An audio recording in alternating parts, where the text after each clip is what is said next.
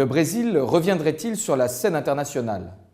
Dans la continuité du sommet du G20, les dirigeants des pays des BRICS, qui regroupent le Brésil, la Russie, l'Inde, la Chine et l'Afrique du Sud, se sont réunis à Goa, en Inde.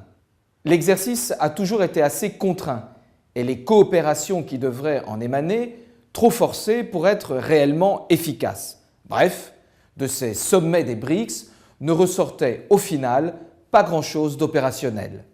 Chacun de ces pays, assez protectionnistes, voulant conquérir les marchés de l'autre sans pour autant faire preuve de grande ouverture économique à l'égard de ses mêmes partenaires et non moins concurrents. Or, le Brésil, paralysé dans une crise économique et politique historique, tente aujourd'hui de trouver une planche de salut à l'international.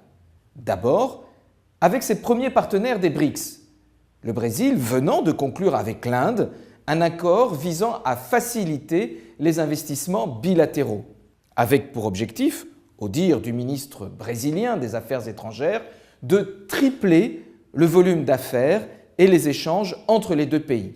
Ensuite, le Brésil tente de redonner de la voix dans le dialogue multilatéral en ayant fait réouvrir à Bruxelles, il y a quelques jours, les négociations Union européenne-Mercosur dans un climat finalement assez optimiste. Dans le même élan, le Brésil et l'Union européenne sont en train de négocier un accord sur la protection de la propriété intellectuelle des entreprises. Cela devrait faciliter considérablement l'investissement étranger, notamment au Brésil, par l'établissement de protection des marques et des brevets quasi automatiques.